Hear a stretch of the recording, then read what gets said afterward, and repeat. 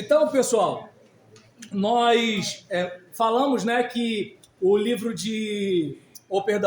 o gênero literário de livros históricos, ele vai desde Josué até o livro de Esther, em que a gente tem a entrada na Terra Prometida, a gente tem o exílio babilônico, o desterro, no caso dos assírios, e aí depois a gente tem o retorno do povo, todo mês de família, sempre tem uma coisa de Neemias, reconstruir muros, já viu esse negócio? Então, a gente pega como pano de fundo esse momento de restauração e de reconstrução. Aquele povo, não sei quantos lembram daquela música do Sérgio Lopes, né, do povo forte do Senhor, né, que caminhava triste. Por quê? Por causa do pecado da idolatria. E a gente começa a ter essa derrocada a partir dos desvios de Salomão. Então você vê que Salomão, ele acaba pegando o caminho da idolatria, e nisso Deus deixa claro para ele o seguinte: olha, você vai morrer em paz. No entanto, a sua descendência vai ter problemas. Assim que Salomão morre, tem aquela dificuldade, o filho dele não é um bom sucessor, e aquele caso, né, nisso que ele oprime o povo, acaba que o povo se torna presa fácil para um movimento de rebelião. E nisso a gente tem a cisão do Reino Unido, de modo que a gente tem o Reino do Sul, Judá e Benjamim, e o Reino do Norte, com as demais 10 tribos. E aí as 10 tribos são tidas como o Reino de Israel e as outras 2 tribos como o Reino de Judá. As 10 tribos, Reino de Israel, é o que a gente chama de Reino do Norte. E as tribos as 2 tribos, onde basicamente todo mundo só fala de Judá, a gente tem o Reino do Sul. No Reino do Sul, a gente tem a dinastia davídica. A gente tem Davi, Salomão, Roboão e por aí vai. No Reino do Norte, a gente já tem uma situação de muita trama para um derrubar o outro. Então a gente tem uma dinastia, daqui a pouco tem outra, daqui a pouco tem outra. Tem gente que reina durante uma semana, 1 ano, 2 anos, alguma coisa assim. É uma situação bem dramática. E a gente percebe que, porque, embora a gente viva dizendo que política e religião não se mistura, mas há um vínculo muito grande, né? Até mesmo quem diz para não falar, acaba falando, né? Só que a gente mistura quando é a política do outro, é mais ou menos assim. Aí, nesse caso, o que acontece? Você tem uma situação que Jerusalém é um centro religioso, mas também é um centro político. Então, as tribos se unem em adoração e isso mantém não apenas a unidade religiosa, mas também a unidade política. Quando há a rebelião, então, tecnicamente, a gente precisa o quê? Criar um outro mecanismo religioso para esse povo não ir para lá. Porque está muito enraizado o culto em Jerusalém. Então, vamos fazer o culto em Samaria. Mas tem que ter sacerdote. Vamos dar um jeito aqui, levantar qualquer um para sacerdote para a gente resolver essa parada. E aí, nisso, o culto samaritano já é uma coisa mais sincrética, já não nasce por revelação divina, já é mais uma questão de ambição humana. Né? Não sei quantos aqui assistiram aquele filme, O Livro de Eli, que tinha um cara que ele queria muito ter acesso ao livro. Por quê? Porque ele sabia que... Perdão, tem água aí, gente? Com aquele livro, ele poderia, de alguma forma, manipular as mentes. Por exemplo, eu vou pegar um exemplo simples. Muitas vezes, você não faz algumas coisas, não é bem porque você não tem vontade de fazer, você não tem coragem para fazer, mas devido àquilo que você tem no seu mundo interior. Não, se eu fizer isso é pecado. Se eu fizer isso, eu vou... Se o indivíduo querer na perda da salvação, então, se eu fizer, eu perco a minha salvação. Você pode reparar que nisso o batista muitas vezes é mais sem vergonha. Ele sabe que a salvação é pela graça. Não, Deus me ama, Deus me aceita, não sei o que lá. E aí nisso ele pisa no tomate, que é negócio todinho. Né? Opa, obrigado, eu pego a irmã. Então, o que acontece? A crença, ela faz isso. O indivíduo que ele entende que ele vai ficar endemoniado se ele xingar palavrão, ele vai ter medo de xingar palavrão. Se ele entende que não vai ficar endemoniado xingando palavrão, ele vai xingar palavrão. Se ele entende que ele vai para o inferno se ele beber cachaça, ele não bebe cachaça. Mas se ele entende que Deus é gracioso e vai perdoá-lo e ele não vai para o inferno para beber cachaça, ele bebe cachaça. Então, ou seja, o aparelho religioso ele é muito útil ao poder político. Por quê? Porque o indivíduo, ele, por medo de pecar contra a divindade e sofrer uma retaliação no mundo espiritual, o que ele faz? Ele anda na linha. Então você vai reparar que, principalmente nos países orientais, nós vamos observar que assim, a religião e a política estão muito misturadas e as pessoas elas vão ser muito reguladas por uma pessoa perversa, manipuladora, porque essa pessoa conhece o game. Então ela vai usar aquele mecanismo para manter aquelas pessoas. No caso do Ocidente é mais complicado porque a gente aqui não acredita em nada e acredita em tudo, né? Então aqui o Ocidente ele mesmo se destrói. Mas agora em outras regiões do Oriente a coisa é diferente. Então o que acontece? Você tem um culto em Samaria, né? Você tem os cultos aos deuses pagãos e aí nisso naquele sincretismo você agrada a todo mundo. Entende? Aí, nesse caso, se levantam os profetas. Aí bate em profeta, mata profeta, prende profeta e fica naquela situação toda. E aí, no caso, a gente tem esse declínio, né? O Reino Unido vai para reino dividido. O Reino do Norte, ele tem muito mais problemas do que o Reino do Sul. O Reino do Norte vai para o desterro, né? E o Reino do Sul passa um tempo depois, vai para o exílio. No caso do Reino do Norte, conforme nós falamos, o Reino do Norte perde a identidade, né? Por causa da mistura, do sincretismo. O Reino do Sul não, mantém a identidade, cria a sinagoga. Aquelas pessoas, elas vivem como se fossem colônias, elas estão juntas. Vamos pensar, por exemplo, aqui no Brasil, lá em São Paulo é que é muito comum isso. Você tem uma região cheia de árabe, uma região cheia de japonês, uma região cheia de judeu. Por quê? Aquelas pessoas, elas convivem e ali naquele ambiente, elas, de alguma forma, elas se suprem, elas se apoiam, né? Uma ajuda a outra. Então, lá em Babilônia, a coisa era mais ou menos assim. No caso assírio foi diferente. Veio gente de outros povos para Samaria, gente de Samaria que foi para outra região, aí houve aquela mistura toda, e aí nisso ninguém é nada e todo mundo é tudo ao mesmo tempo. Então aconteceu uma coisa mais ou menos assim. O primeiro livro dos reis fala de Davi e de Salomão. Segundo livro dos reis tem aquela situação, né, do reino dividido. No caso de Crônicas, a gente já tem uma narrativa que parte da genealogia desde Adão, por isso que os 9 primeiros capítulos é tudo fulano, gerou Beltrano, aquela situação que se bobear você sente sono, e dali em diante você vê uma preocupação de falar da dinastia davídica, e você percebe a diferença do discurso, porque enquanto em Reis e em Samuel, você vê muito vacilo e até grosseiro de Davi e Salomão. No caso de Crônicas, a coisa já é mais amenizada. Ou seja, a história é sobre a mesma pessoa, mas de um modo diferente. Digamos que, vamos supor, eu vou fazer uma biografia minha. Então eu vou contar a minha história, as dificuldades pelas quais eu passei, as dores, luto, perda, batalha, os inimigos, as pessoas que me prejudicaram, puxaram o meu tapete, mas vai que de repente, né, o vizinho com quem eu me aborrecia faz também uma biografia minha não autorizada.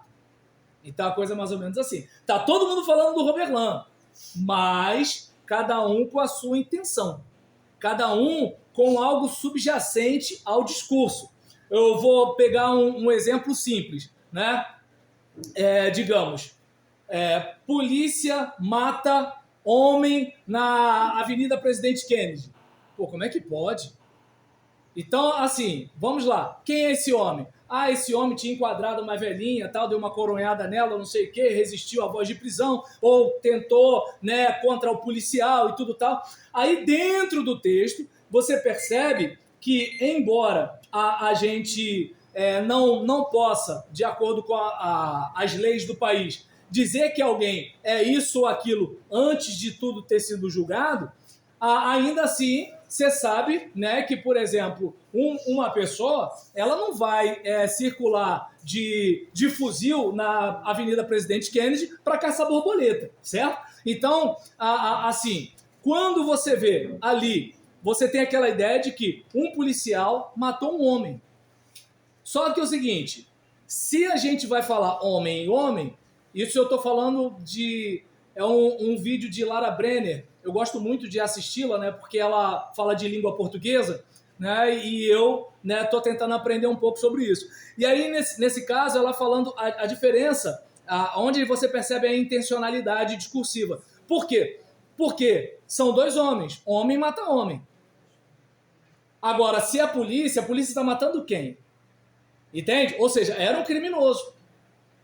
Mas na chamada do jornal não disse que era criminoso. Aí, na chamada do jornal, qual é a mensagem que o texto passa pra gente? Que a polícia sai matando o homem por aí. Então, não sei se você percebe que quando a gente escreve com uma intenção. Você, por exemplo, vai reparar que no livro de Ruth, você vê uma situação em que uma estrangeira se casa com alguém do povo de Israel e aquilo é celebrado, aquilo é abençoado e ela entra para a genealogia do rei Davi. Agora, você vai ler Esdras e vai ler Neemias, você vai perceber que, opa, gentio e judeu é água e óleo, não pode misturar.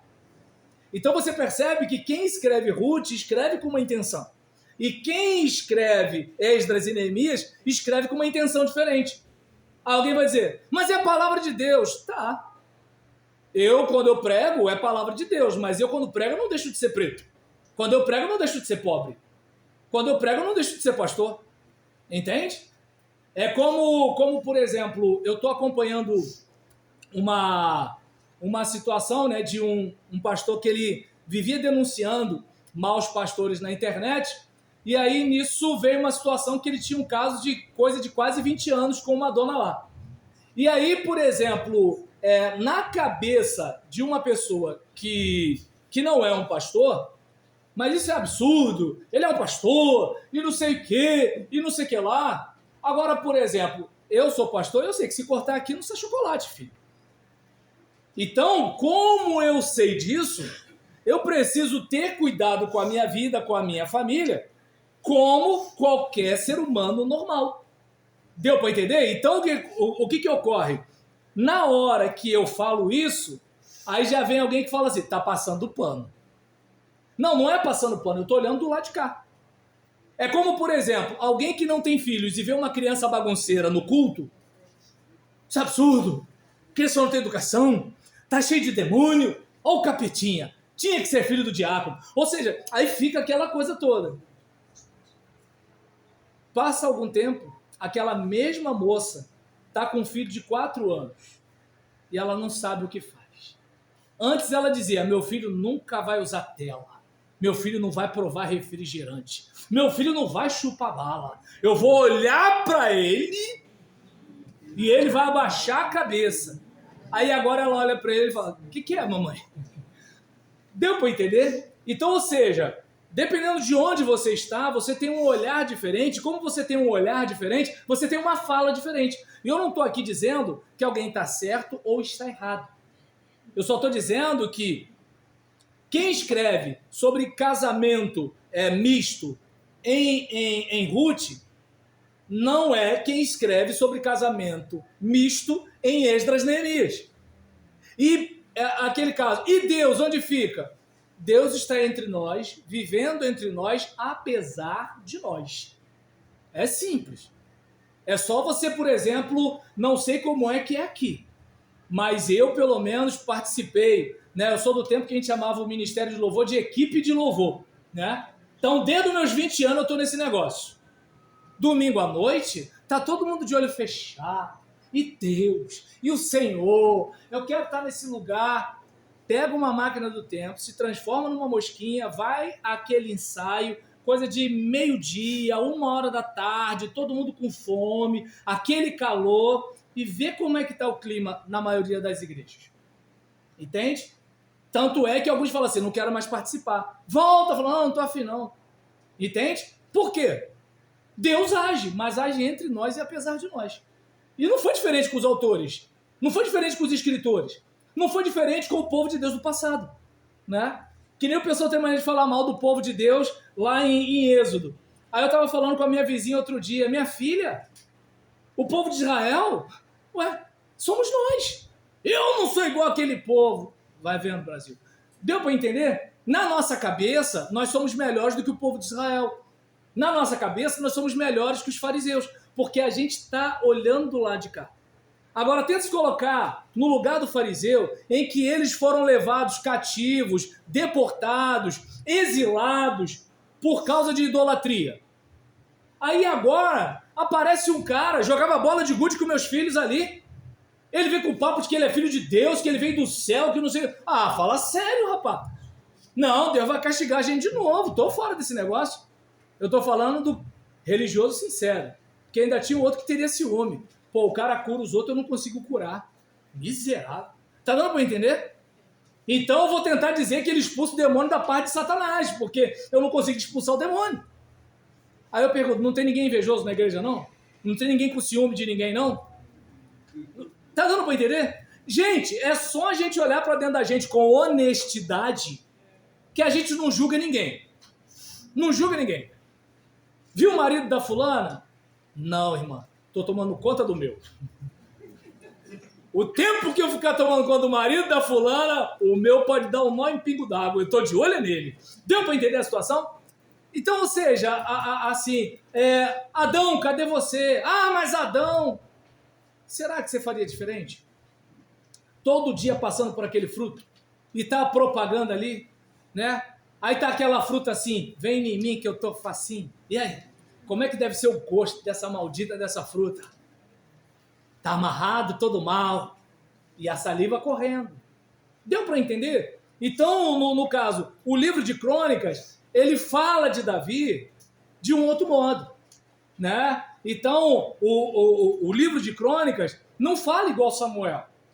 O livro de Crônicas não fala igual Reis. E é normal. É normal, são perspectivas diferentes. Mas a gente tem o povo que é levado, e aí depois a gente tem Esdras, Neemias e Esther. No caso de Esdras, é o povo que vem para a reconstrução do templo. No caso de Neemias, é o pessoal que vem para a reconstrução dos muros. Falamos um pouco sobre isso aqui na semana passada, né? Que o muro da cidade era muito importante para a proteção da cidade, porque não existia avião para dar bombardeio, esses negócios. Então, o muro seria um grande obstáculo para a defesa. E aí, nesse caso, Esdras restaura o culto, restaura o templo, restaura o sacerdócio.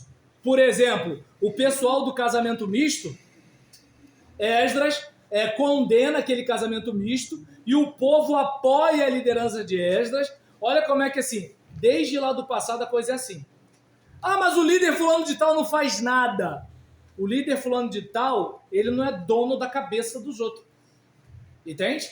Você pode reparar que até no país vizinho aqui da gente, que estava chamando o Brasil, né, para guerrear contra os Estados Unidos, estou pensando aqui, Brasil guerreando contra os Estados Unidos. Aí, nesse caso, voltando da minha viagem, né, não, o presidente lá que chamou, tá lá na internet chamando o Brasil para lutar contra os Estados Unidos. Aí, nesse caso, eu tô rindo, mas não devia rir disso não, gente, porque, né, Brasil. Aí, nesse caso, naquele contexto ali, por exemplo, você vê que tem gente aqui no Brasil que diz que lá é uma democracia e tudo tal. Mas, assim, lá tem gente morrendo, gente sendo atropelada, gente de lá vindo para cá para o Brasil. Dizem que Roraima tá cheio de estrangeiro, né? E aí, nesse caso todinho, ainda assim, tem gente indo pra rua.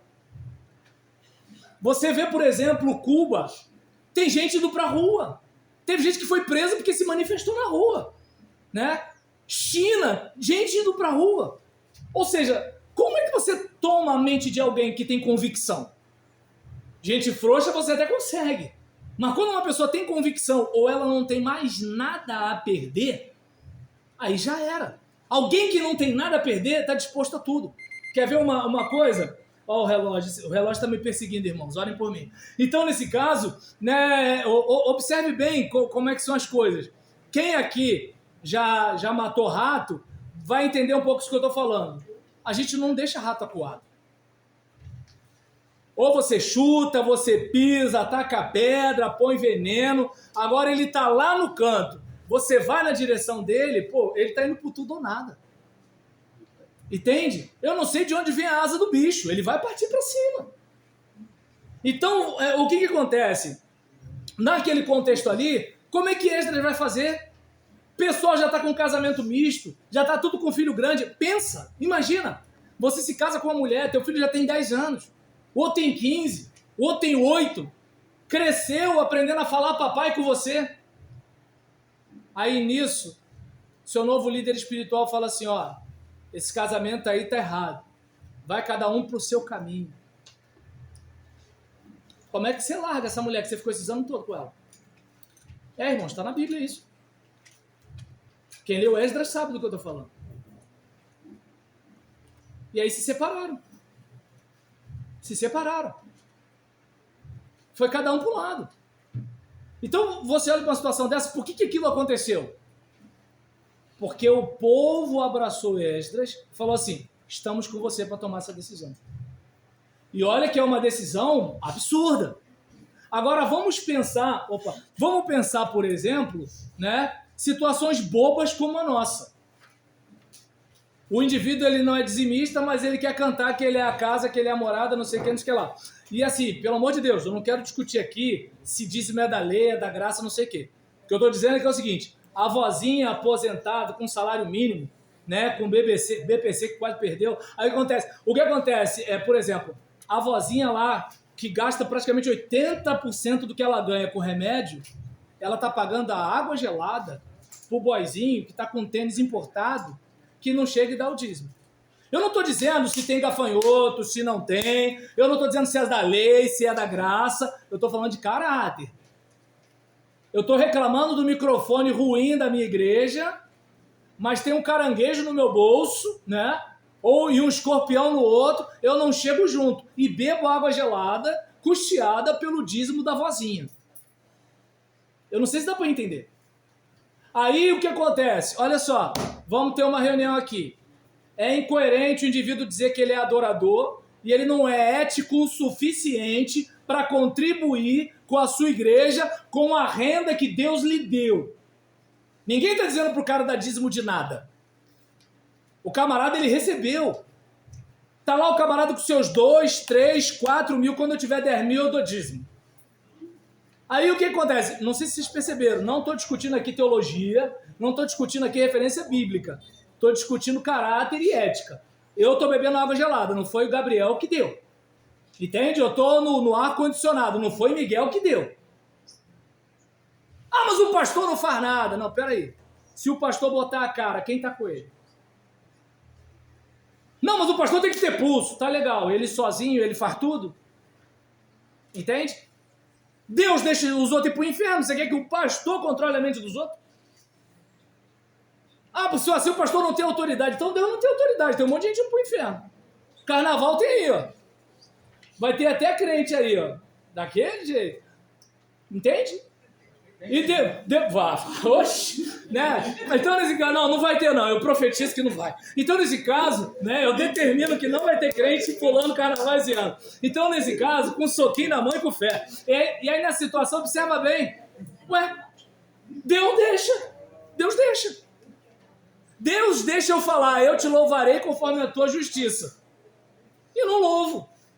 Deus deixa eu cantar, que tudo entregarei e não entrego. Então você dá para perceber que a questão não é de a pessoa ter autoridade ou não. A questão é o seguinte, está todo mundo fechado para fazer o que é certo? Esse é o caso. É como, por exemplo, você entrou para as Forças Armadas para proteger o país. Seu comandante quer proteger o país? Entende? Você entrou para a polícia militar para combater o crime. O comandante do seu batalhão quer combater o crime. Você se tornou um vereador porque você quer fiscalizar as obras do prefeito. Você sabe se o prefeito é boa gente? Então, eu não sei se dá para perceber que é o seguinte, nós vivemos numa engrenagem. Então, Esdras estava consumido de ver a infidelidade do povo. E gente que estava se sentindo consumida também, Esdras, estamos contigo. A nossa geração acha absurdo isso que aconteceu. Só que está na Bíblia. E eles fecharam com Esdras. Agora, o mesmo autor de Esdras, que mostra Neemias arrancando barba e cabelo dos outros. Você imagina? Imagina o que é uma liderança sua chegar e você tá namorando quem não deve e ele puxa você assim pela barba, arrancando suas barbas. Claro, a gente aqui não imagina, porque o cara já ia plantar a mão no seu líder. Mas aqui é o Ocidente, gente, aqui é outra coisa. Então, nesse caso, por isso que assim, o Ocidente não precisa de inimigo, ele se destrói sozinho, né? Não, vamos ser sinceros, imagina esse monte de homem aqui no Ocidente, de cabelo azul, para lutar contra os russos, para lutar contra os chineses, para lutar contra os árabes. Ah, gente, desculpa, gente. O quê? Ai, lutar contra o russo? Para que isso tudo? Eu, em cada uma, deixo cuidar do meu pet. Então, nesse caso, em relação a isso, vai, pai de pet. Então, nessa situação, eu não sei se dá para você perceber que, assim, Neemias, ele age com violência, né? Ele age com agressividade. Só que você vê lá Ruth, você vê uma estrangeira, adoradora de Quemos, né, ou Quemos, dependendo da pronúncia, agora eu não sei, que aceitava crianças, inclusive, como sacrifício, e ela faz parte da genealogia, não só de Davi, mas de Jesus. Então você percebe que o autor quer passar uma mensagem. Em Esdras e Neemias, quer passar uma outra mensagem. E enquanto Esdras e Neemias é o pessoal que voltou, Esther é o pessoal que ficou. Então, você deve ouvir falar, né, que judeu é gente que tem dinheiro, né, esses negócios todinho. Então tem aquele pessoal que fica lá, né, nos outros países dominados, né, pela potência de então. Teve Babilônia, né, teve a Pérsia, e aí nisso o que acontece? Vamos aqui fazer dinheiro e mandar dinheiro lá para Jerusalém. É que nem, por exemplo, hoje em dia tem muito judeu em Israel, mas tem um monte de judeu nos Estados Unidos mandando dinheiro para lá, né? E por aí vai. E aí, nesse caso, estava aquele pessoal ali. E naquele contexto, você vai reparar, né, que assim, havia um cara, né, que era o segundo em comando no país, que porque ele tinha raiva de um cara, que era judeu, ele conseguiu fazer o rei tomar uma decisão de criar um decreto para matar todos os judeus. Você já deve conhecer a história. E aí, nesse caso, há toda uma situação ali, né, em que, por exemplo, um outro casamento misto. Esther, qual foi o mérito de Esther? Ser bonita, né? Como, né, ela conseguiu proteger o povo de Israel?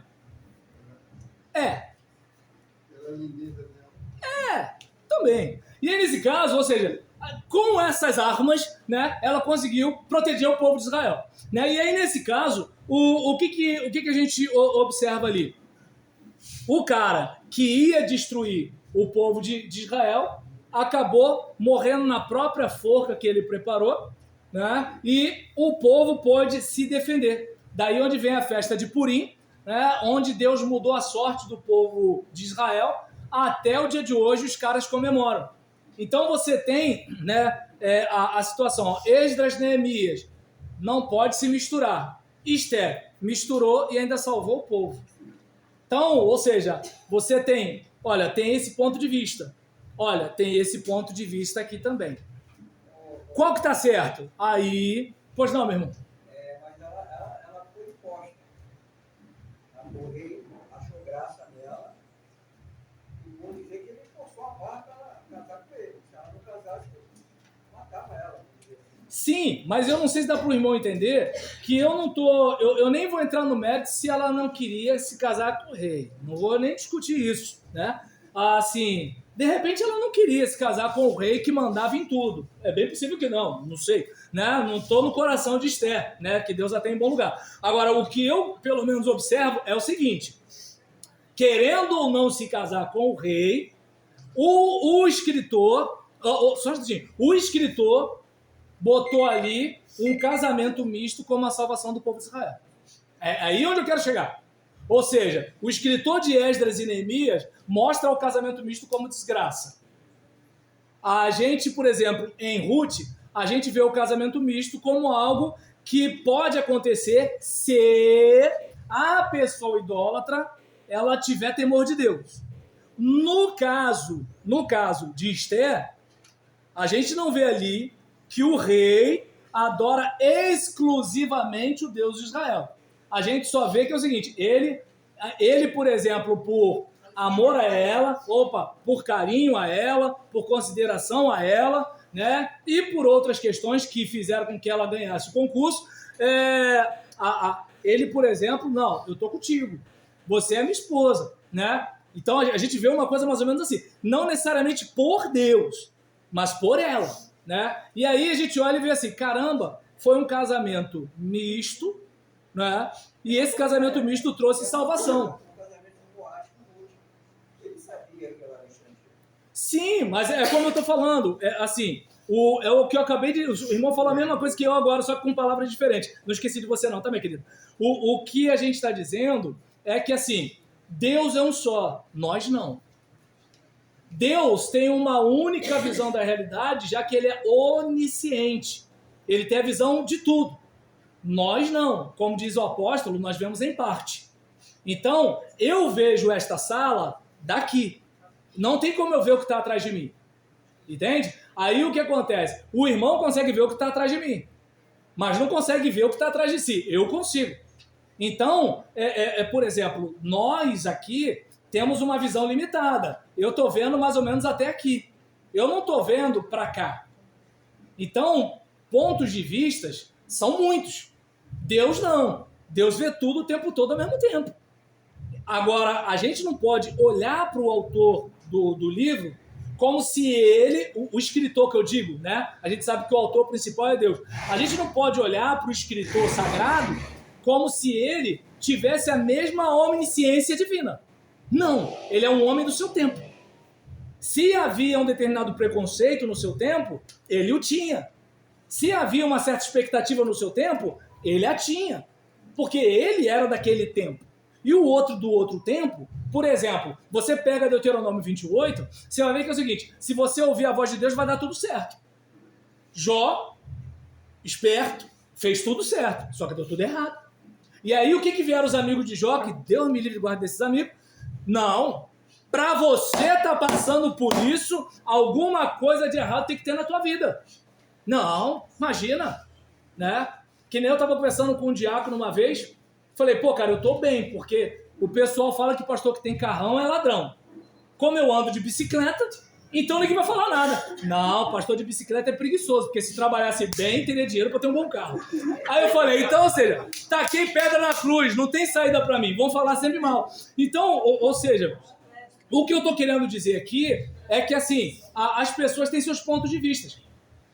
Seus pontos de vista. Elas têm seus preconceitos, né? E os amigos de Jó os tinham. E detalhe, Jó também, de certa forma, pensava igual aos seus amigos. E Deus não conta para Jó que havia... Não esqueci de você não, tá, minha querida? Deus não conta para Jó que teve uma situação no mundo espiritual. Porque na cabeça de Jó, como os demais, era o seguinte: se eu fizer tudo certo, vai dar tudo certo. Se deu tudo errado, é porque eu fiz alguma coisa errada. Só que eu não aceito isso porque eu não fiz algo que merecesse esse tipo de desgraça. E aí o que acontece? Deus vai, resolve a situação, Jó continua sem saber o que aconteceu, mas nós como leitores percebemos. Deuteronômio 28 é bíblico? É. Só que muitas vezes o justo sofre. E a gente não tem muita explicação. João Batista era homem de Deus e perdeu a cabeça. Entende? Sansão vacilou e matava leão com a própria mão. Entende? Então, assim, Deus deu a Davi velhice, né? Jesus, o Deus encarnado, morreu jovem. Então, assim, se a gente for observar, né, assim, coisas ruins acontecem com gente boa. Mas aí a gente fala, não, mas se eu der o dízimo, se eu fizer, vai dar tudo certo. Não é bem assim. Quer um obreiro melhor do que Paulo? Pô, o cara era preso, apanhava, quando ficava preso, escrevia para as igrejas, tinha falsos irmãos, Alexandre, o latoeiro. Meu Deus do céu, o cara tinha problema de tudo quanto era lado, né? Ele levava a coça, ele era preso, diziam que ele tinha problema espiritual, dizia que ele era contra Moisés. Os irmãos na igreja, a igreja de Corinto, meu Deus do céu, um povo que vivia rejeitando a autoridade dele.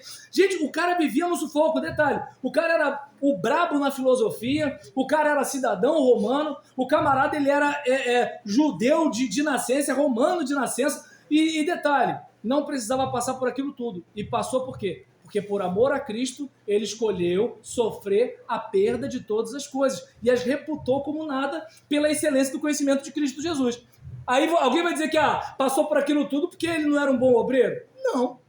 Deu para entender? Então, assim, tem muita gente, né, que assim, vai olhar para um texto e não vai entender que aquele texto ele tem um contexto. E que coisas de um texto pode acontecer? Pode. É como, por exemplo, o caso do casamento misto em Neemias e Esdras. Você percebe que prejudica a identidade do povo. No caso, né, de Ruth, não prejudica. No caso de Raabe, não prejudica. No caso de Esther, é um pouco mais complicado.